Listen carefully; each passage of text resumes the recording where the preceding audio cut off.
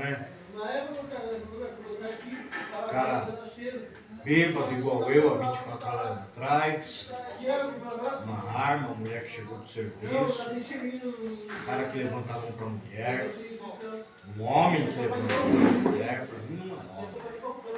Ainda pega, vai lá, pega uma arma, eu vou te matar. A mulher volta por um milagre, a arma não dispara. Bruno vive. Cara, eu acredito que essas coisas aconteçam na vida real. Eu já escutei vários testemunhos de vários colegas que viram a bala dentro do tambor e a bala não saiu.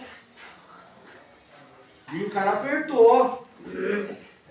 Claro que não numa mulher, mas numa situação diferenciada, né? Numa época difícil, numa época de uso, numa época que tomando um quadro, os polícias já estão de saco cheio e falam, agora você vai. E aí o cara aperta e não sai. Vai me falar que não é livramento, rapaziada? Ei, família, é livramento. Cada um aqui é um instrumento de Deus. Cada um aqui passou o que passou até hoje para servir única e exclusivamente como ferramenta de Deus na vida das pessoas ao seu redor.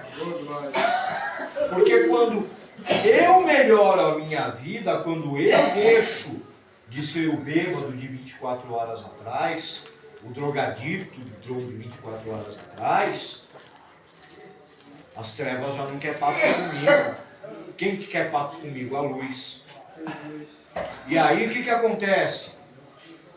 A família volta ao meu redor. Demora, é um processo demorado, gente. Não estou falando de confiança, eu estou falando da família se sentir bem. Existe a diferença de se sentir obrigado a estar ao lado de alguém e a vontade de estar do lado de alguém. E nós percebemos quando estamos limpos que eles vêm por vontade própria. E isso é muito louco, cara. Isso é muito louco. Então isso reflete esse vídeo, para que vocês venham assim, sempre nessas circunstâncias, que depois que o cara sara da bebedeira, o que ele faz? Ele vai ajoelhar e rogar para Deus, pedir orar, perdão, pelo próprio livramento que ele teve. Porque a mulher pede um milagre, tem um milagre para ela, mas teve um milagre para ele. Ele aperta, não sai, então ele não mata, não vai ser preso. Ele pega um caminhão, sai dirigindo bêbado, não causa um acidente, não mata ninguém. Se arrepende nesse período, é óbvio, todos que já viveram, né, todos que já se drogaram, sabem o arrependimento que vem depois. E o que acontece? A primeira igreja que ele vê, ele larga o caminhão aberto, entra e vai lá conversar com Deus. Sendo que Deus está em qualquer ambiente, não precisa ser justamente numa igreja.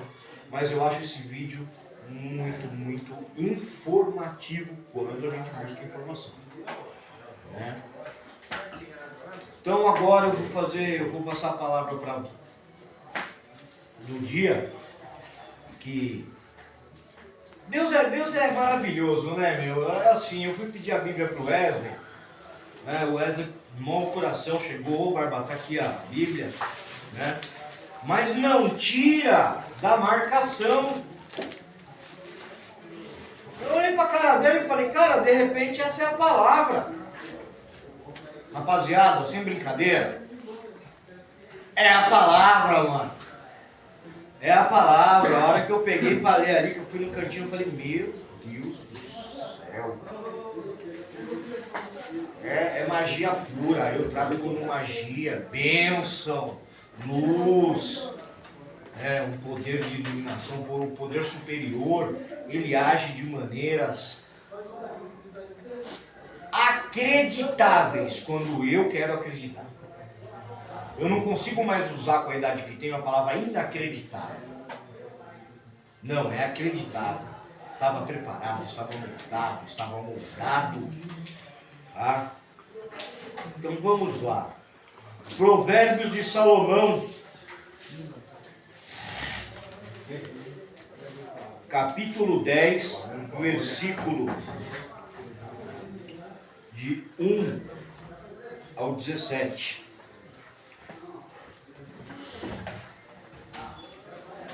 O filho sábio é a alegria do seu pai, mas o filho sem juízo é a tristeza da sua mãe.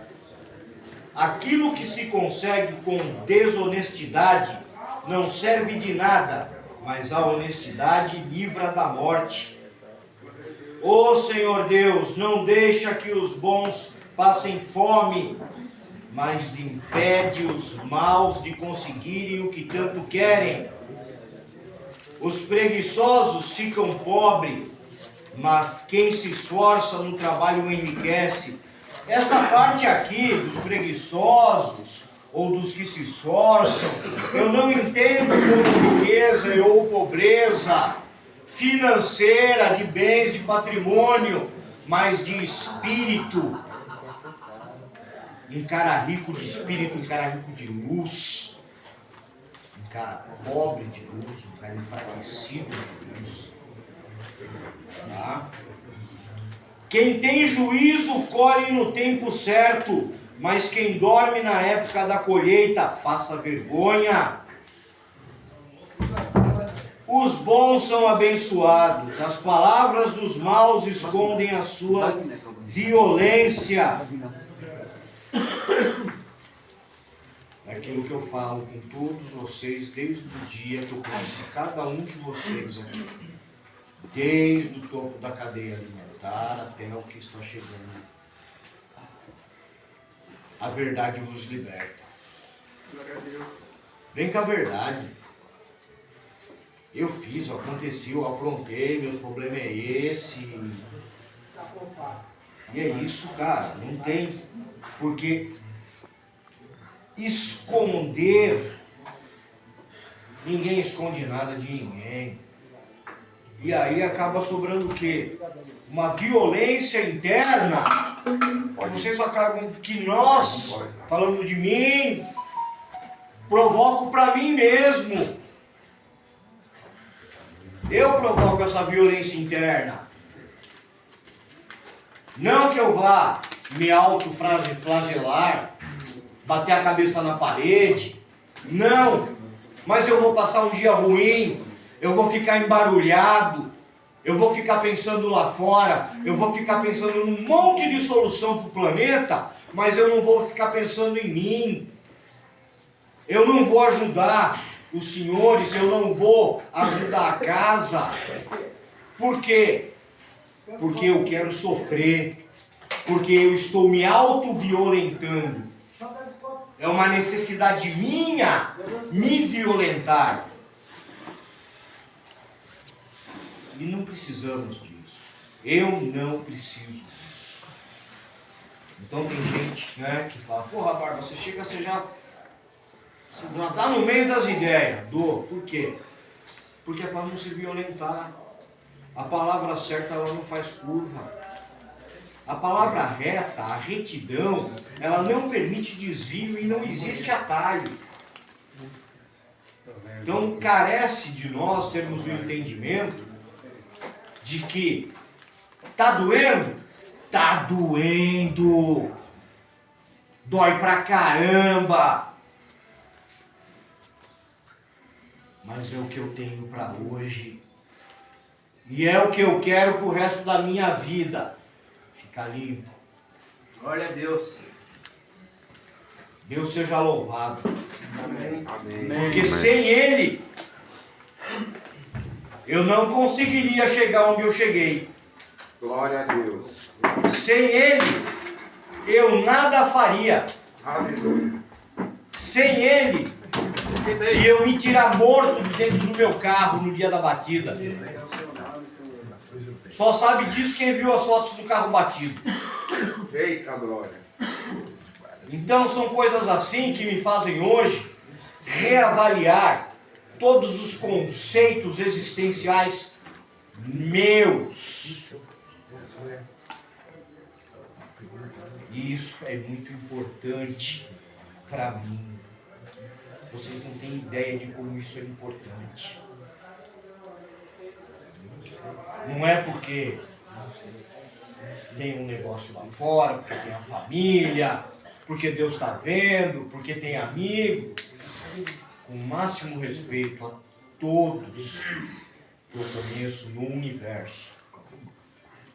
Se eu não me respeitar, se eu não respeitar a minha doença, se eu não ajoelhar se eu não me ajoelhar, se eu não orar, se eu não clamar, se eu não pedir para Deus, Papai do céu, o meu poder superior, da forma que eu venho a compreendê-lo,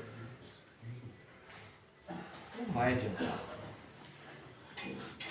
Vai chegar uma hora que eu não vou aguentar de novo e eu vou explodir de novo. Então só por hoje eu venho me pegando com todos vocês que me ajudam, porque cada um aqui tem um velho ditado: nós temos uma boca, mas nós temos dois ouvidos. Quando vocês me emprestam um ouvido de vocês para eu poder colocar o meu barulho para fora, minha vida fica mais leve. Não é de imediato, mas ela fica mais leve. E é uma coisa muito louca isso. Os bons serão lembrados como uma bênção, porém os maus logo serão esquecidos. Preciso nem dizer o que isso significa, né, família? Não precisa, né? Eu tenho parente que está enterrado que, tanto faz, tanto fez. E eu tenho parente que está enterrado que faz muita falta. Fernando, Boris. Eu tenho. Vem cá. Sabe? E eu tenho que me preparar para o futuro dolorido que virá para a minha vida. Mamãe já tem idade, papai já tem idade. E ninguém é eterno. Então, eu tenho que me preparar. Então são pessoas inesquecíveis. Tenho amigos que eu chorei quando vieram a falecer, mais do que muito parente. Vocês não têm ideia. É o que eu chamo de irmanamento. E eu vou dar um exemplo de irmanamento. 2, 3 meses aqui dentro. Primeiro mês, mal se conhece. Segundo mês, já faz umas amizades. Terceiro mês, é um mais brother do que o outro, é um pulando na bala do outro para resolver o problema do outro, é todo mundo se ajudando, é todo mundo somando, é todo mundo querendo ver a casa redonda. Sim ou não? Sim. Glória a Deus. Glória a Deus. Não é assim que funciona? É.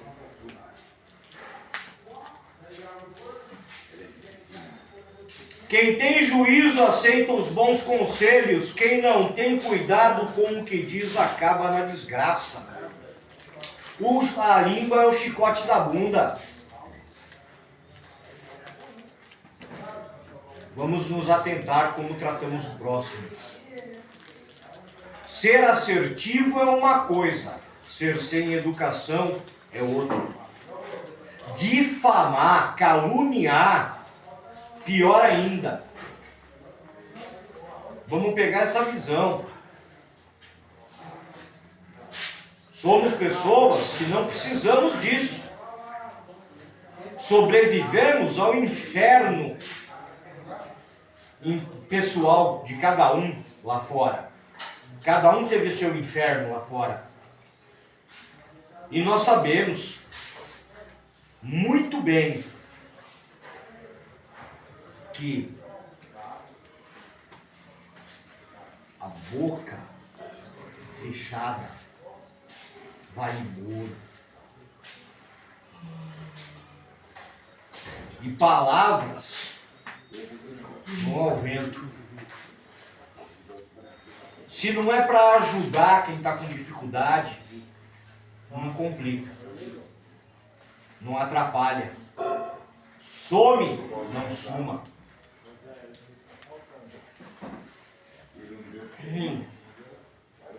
Quem esconde a verdade causa problemas, mas quem critica com franqueza, que eu chamo de assertividade, trabalha pela paz.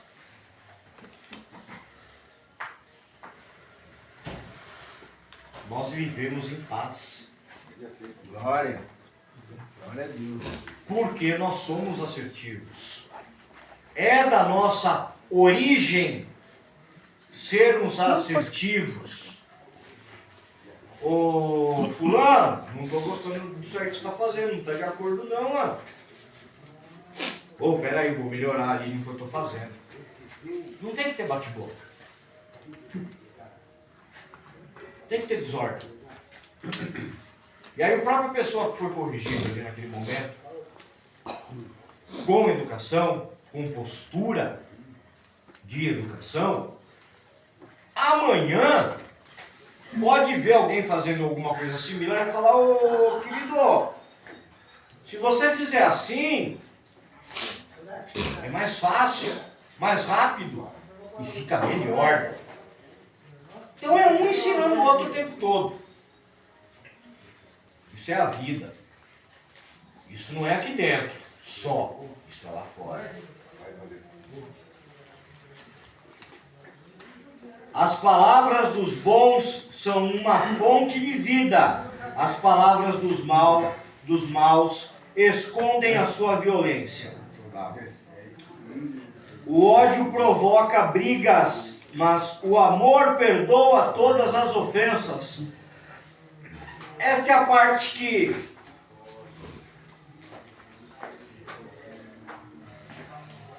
eu tenho que aprender. Eu tenho que aprender a perdoar. Porque é fácil dar o sangue. É fácil resolver o problema dos outros. Eu parar o que eu estou fazendo para ajudar os outros.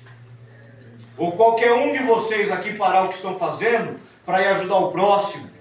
Por um dever divino. Por uma obrigação que você sente aqui no coração. Que o coração bate mais forte. E que te faz bem. Mas e quando essa pessoa que você ajuda lhe faz o mal? Eu tenho que aprender a perdoar, eu tenho que aprender a amar. Isso eu não aprendi ainda, família. Do fundo do meu coração, com 51 anos de idade, eu não aprendi. Sou de um tempo onde as coisas eram mais difíceis, as coisas eram mais menos light, vamos colocar assim. Certo é certo, errado é errado, sim é sim, não é não, poucas ideias. Complicado. O amor acaba não existindo nessas situações e circunstâncias, né? Então vivemos um momento, hoje, onde o que eu tenho para pedir para vocês é: não façam como eu. Não façam como eu. Amem, perdoem. Eu erro. Quem sou eu para não perdoar o próximo? Porque eu erro pra caramba. Então eu tenho que aprender muita coisa. Tá? É adormeceu tudo, irmão.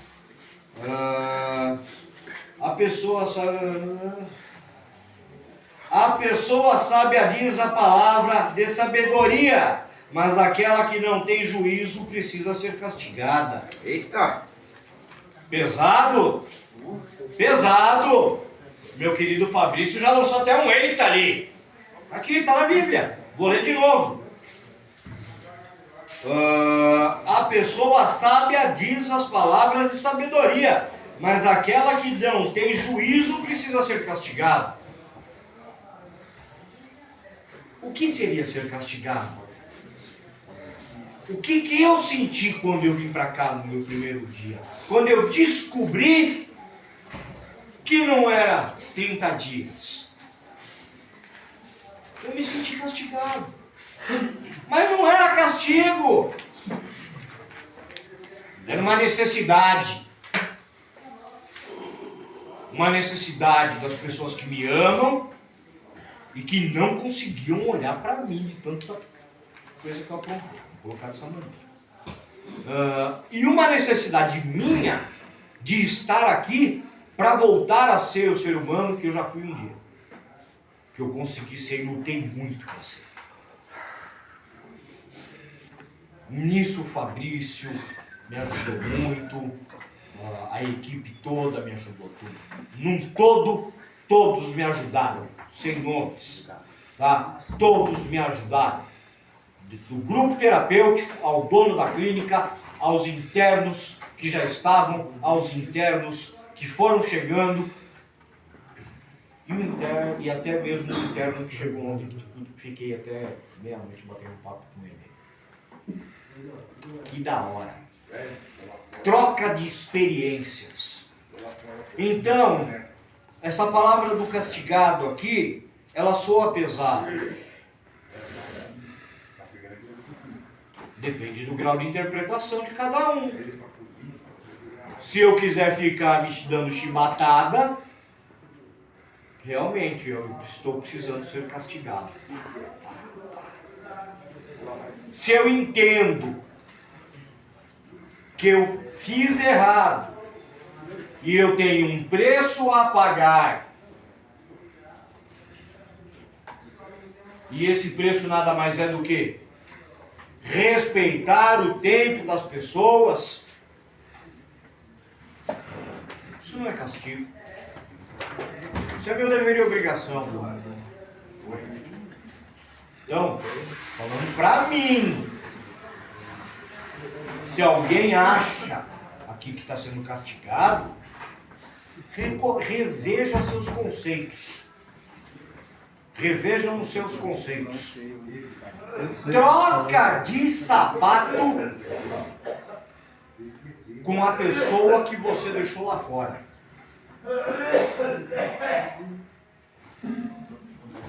Porque enquanto estava no gostosinho, na baderna, minha família não estava dormindo, minha família não estava comendo, minha família estava se enchendo de remédio, eles estavam quase morrendo. E eu estava no gostosinho. E aí eu venho para me tratar, e aí eu acho que eu sou castigado. Não dá, né? Não dá. A riqueza protege os ricos e a pobreza destrói o pobre.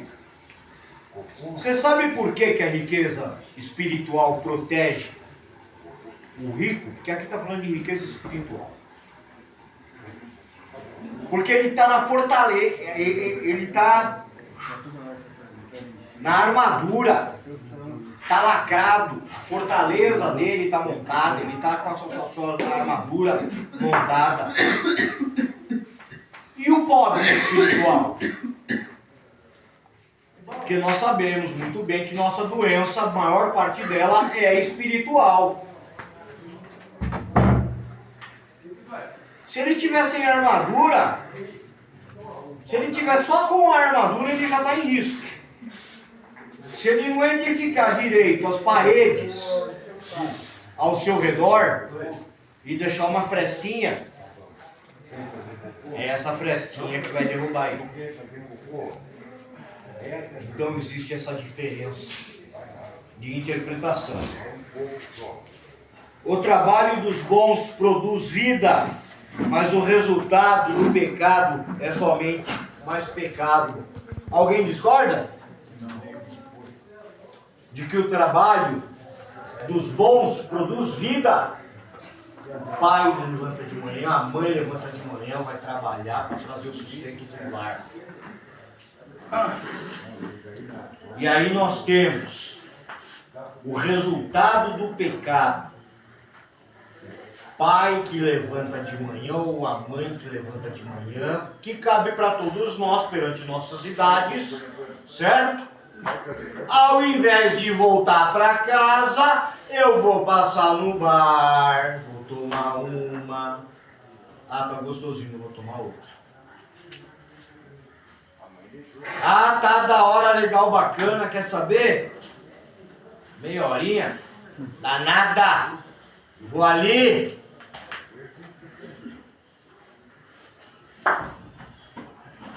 Então é isso, cara.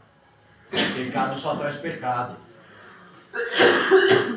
E é assim.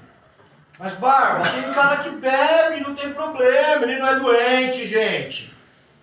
Ele não é alérgico. Eu sou alérgico, eu não posso beber. Eu não posso fazer uso de substância psicoativa. Eu sou alérgico. O mundo é o mundo. O mundo não tá nem aí pra mim, cara. O mundo não tá preocupado comigo. O mundo tá lajeando enquanto eu tô aqui. Então, se eu não fizer a minha, não é o mundo que vai fazer por mim. E não é quando eu sair, achar que eu posso ir brincar. Que o minha não vai dar nada. Que um golinho não vai dar nada. Perdi, se eu achar assim. Aquele que aceita ser repreendido anda no caminho da vida, mas quem não aceita cai no erro. A repreensão, ela vem de todos os lados. A repreensão, ela vem de todos os lados. Da área social, trabalho, o chefe chega lá e te chama de canto. Pô, irmão, você está fazendo errado o negócio aí, você vai quebrar minha máquina. É uma repreensão. Não é uma bronca. É uma repreensão, vamos chamar. Puxão de orelha. Aí a pessoa vai lá e continua fazendo errado. Cai no erro, vive no erro e quebra a máquina. Vamos trazer isso para outro exemplo? Cara, não use mais, não beba mais. Ah, esse cara tá falando groselha. Quando eu sair daqui, eu vou sair logo adorando. Eu vou tomar uma, vou pra balada, vou pro bailão e já era, ó. Não dá nada. Nem saiu, já caiu no erro, já tá no errado. Como diz um amigo meu, não consegue nem virar a esquina ali que já capota o carrinho de pipoca. Né? Então... que você está indo embora, você está fazendo ele, eu não sei onde está. Quero mostrar para você assim, o que está querendo mostrar. Ainda me xinga ainda. Senhores, por favor. Desculpa. Tá? Então a palavra era essa que eu tinha para ler para vocês. Tá bom? Quanto a de Bíblia para Bíblia vai dar diferença falar o número da página, então não adianta. Mas é Provérbios 10, eu estava em 17, foi o último versículo que eu li, respondendo a pergunta dos senhores. Tá? Vamos para o segundo